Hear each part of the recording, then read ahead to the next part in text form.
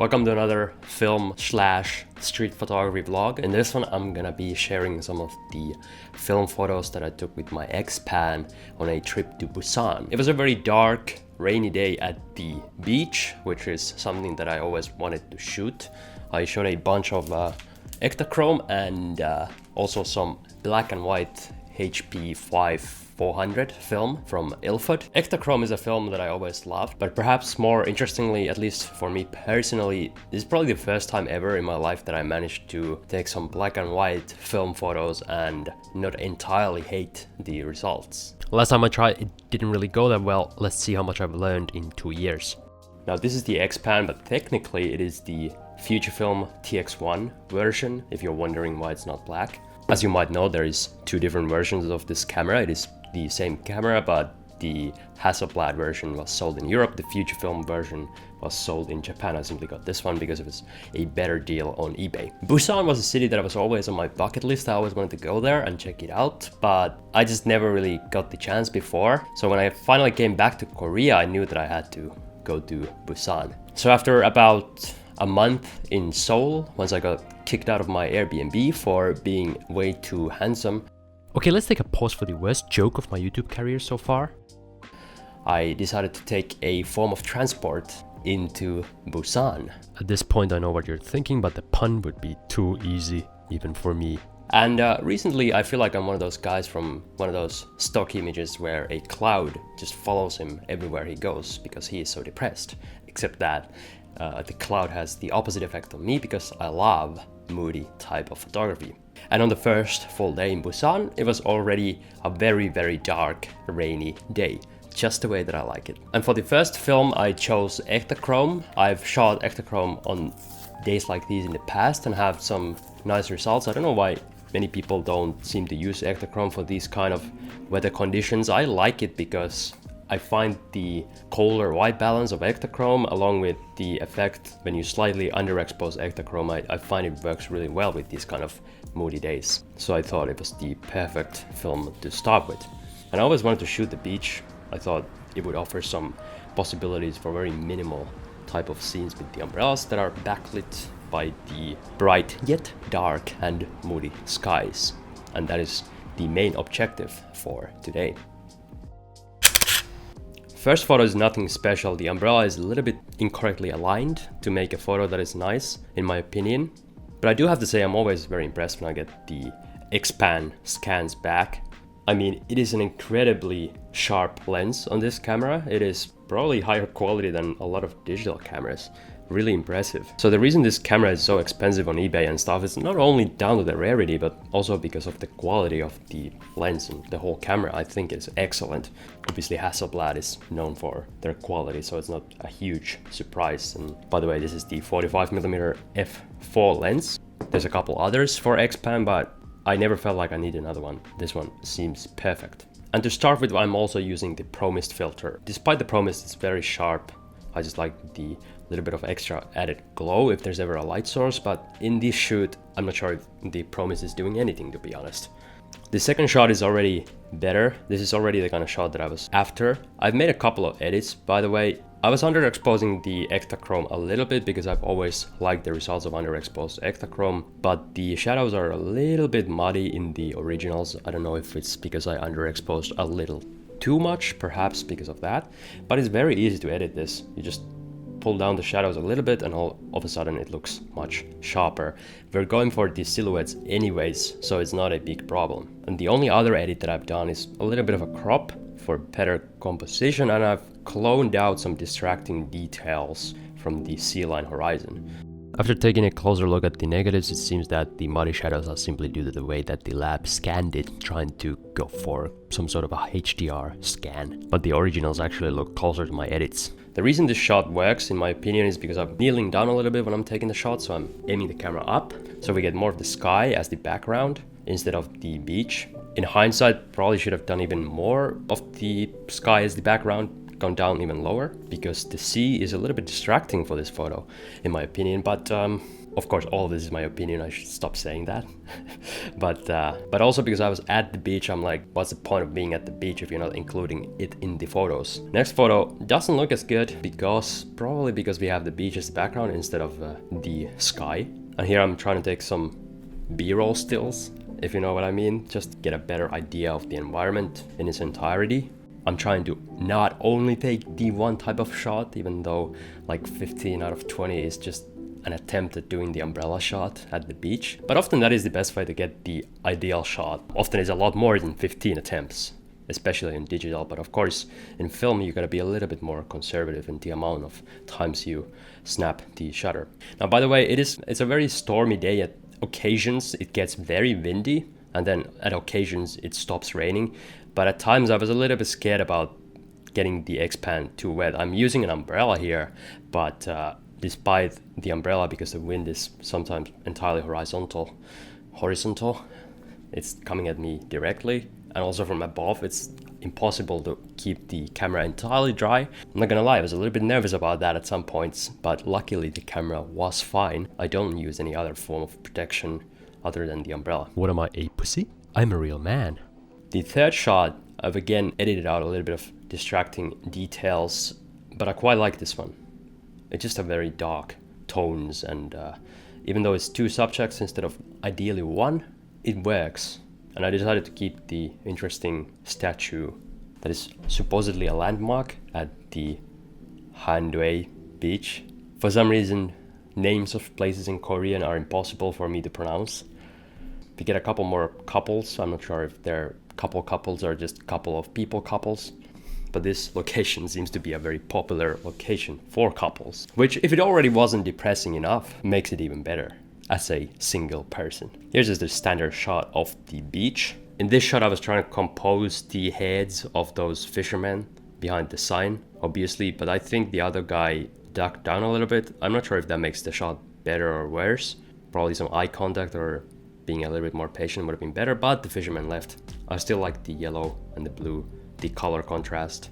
Here I was trying to get the photo of the seagull, but he flew away, and I kind of reactionarily took a shot in the middle, but it obviously looks terrible. Hey, before any of you makes a comment, I know the difference between a seagull and a pigeon. That was just a simple mistake. Here's another shot of the skyscrapers. The beach is a bit of a unique place because of the really high residential buildings with the beach landscape. I quite like it. And I'm using my umbrella as a very subtle way to add some depth for cinematic effect. Very standard shot of the fishing village behind the beach with a lot of seafood restaurants and a cafe that I went to after the shoot was done. Here I was drawn to the cup, and this is also probably the first shot of the roll that I exposed properly. Now, a little bit of a dirty secret, I don't shoot this camera manually. I simply use the exposure compensation. I do manually set the aperture, but often it's just at f4. There's actually a screen on this camera, so you can see the shutter speed the camera is choosing for you. So if it says a very high shutter speed, then I feel more comfortable stopping down. But this being a ISO or ASA 100 speed film and it being pretty dark, I'm not stopping down too much from memory. Although I think some of these shots were at f8 because there was still enough light. Now you can see that obviously it is better exposed, more correctly exposed. You can make your own conclusions about how the tones look, if they're better or worse in the dark ones. Obviously I have a thing for dark moody photos, so those tend to be my choice. And by the way, I'm coming to you live from my hotel kitchen. That's one of the downsides of constantly moving hotels and apartments. As a YouTuber, you have to figure out a lighting setup, and man, let me tell you, I had to do like 5 takes of this video already, but the lighting was so terrible I just had to entirely scrap the entire video. So hopefully it works this time. Bit of a pain in the ass. Wish I had a studio that I could just go to and start recording. I want to show you here the ridiculous setup that I've got going with the beauty mirror, the LED or RGB lights, and then the camera very far with the microphone here, and my computer capturing the audio, and I can see myself from my other phone using the Sony app. Anyway, moving on with the shots. This was probably one of my favorites of the shoot. It's not gonna work on social media because probably it's too small, but if you're viewing this video on a big screen, especially on like a TV, but even computer, I think the shot looks real nice because of the statue and the guy who's also taking photos. I didn't catch his Instagram or anything, but he's also a photographer apparently. They're doing a similar type of pose, which I quite like. And the composition works probably because of leading lines as well. The next few photos of the roll are quite bad. Maybe I was in a hurry to finish the roll because I wanted to switch over to the black and white film. Now, it took me a long time to try black and white film again. I tried it a couple times in the past, in like a couple of years ago in Japan, but I never liked the results too much. I wasn't shooting the film in the correct kind of conditions, I believe. So the photos just ended up being color photos without color instead of black and white type of film photos. And ever since that experience, I was a little bit scared to try black and white film again because my work is very reliant on colors. But while I was in quarantine, because you have to do a 2-week quarantine, or you had to do a 2-week quarantine to arrive in South Korea at the time that I arrived a couple months ago. Now it's 10 days, I believe. Of course, always changing. But in any case, during the quarantine, I watched a lot of Netflix, and one of the movies that I saw was The Lighthouse. It's a movie that has been under my radar for quite a long time. And by the way, it is a great movie to watch on like day 10 out of day 14 of total isolation in a government quarantine facility, because one of the themes of the movie is basically going insane from isolation. Just to prove a point about my insanity, during about day 10 of quarantine, I started making these ridiculous over-the-top fake YouTube videos just to amuse myself, and I never planned to show them to anybody, but here you go, here's a sneak peek of one of them. I don't promise that it's any good though. Hello guys, welcome to the quarantine vlog. Now, in this quarantine, there are certain rules you must not break. For example, when the lady brings you the food, you're not allowed to hold her up at gunpoint and threaten to kill and or, because if you do that, you will definitely get deported. Also, you can't have a party. Yeah, and it got much worse after that, trust me. But aside from that, the other obvious theme of the movie is that it's shot entirely in black and white, and I was really impressed by the cinematography. It was a really beautifully shot movie. A lot of the shots did come from really nice use of light, especially the night scenes, but even the daytime scenes on the island on a very stormy situation offered some really beautiful shots. And while I was on the beach, it was windy, and I kind of felt like it was a similar scene to the movie, so I really wanted to try black and white film. At the same time, I wasn't super confident in my ability to shoot it, so I was trying to play it safe and just try to get those minimal umbrella shots. Also, one of my favorite photographers is Fan Ho, and last year I got one of his photo books, the only one that I could find available, and I really just stare at his photos and try to figure out why exactly his photos look so nice. And I came into a couple of conclusions. Mostly it was just down to very minimal scenes. A lot of times it was due to the smoke or steam or some sort of foggy situation, but also rain sometimes, and having just white backgrounds to compose your subjects made it look a lot better. So I think definitely making those notes helped me. That's generally a good thing you want to do if you're trying to, get better at photography. Just look at a lot of photos from your heroes and people who inspire you, and just make notes about why exactly you like them, and then try to add those elements into your own photos as well and see what it does to your results. The first photo of the black and white is not very good. I think the mistake is immediately obvious because our background is too cluttered and busy, and even our foreground is a little bit smudgy, and it might be a little bit underexposed even. Second photo, we're getting much better already. The composition is not perfect because the kid is a little bit behind the assume the father, so it breaks the composition a little bit, but otherwise the setting, the background, the foreground is working really nicely. We have the white rainy sky that is a little bit foggy, creating a very minimal background that is also silhouetting the foreground, as long as our subjects don't have clothing that is too bright. And here we have the next shot. I'm probably in the middle of kneeling down because it is quite crooked, but we have even more of the sky as the background, which is working really well for this photo in my opinion. Even despite it being quite an extreme Dutch angle, I just really like the way that it looks. By the way, slight edits here, just cloning out some distracting things, but nothing extreme. Next shot, just the guy by himself, or the kid by himself with his funny umbrella of an elephant. And again, trying to go for the same shot. The reason it doesn't work as well as the others is because we have too much of the beach and too much clutter in the background, and also the umbrella is just not as beautiful as the other umbrellas for whatever reason. This shot has a bit of the same issue as the last one. Not a huge amount of variety in these shots because again, I'm trying to just get one good one. I have no idea what these photos are gonna look like. I was actually quite positively surprised when I got the scans back. I wasn't expecting them to be any good at all, well, due to my past experiences failing miserably at shooting black and white. And we have another edition of the same photo and another one. Okay, finally a little bit of variety. I was trying to shoot this pigeon and compose it with the couple playing in the background.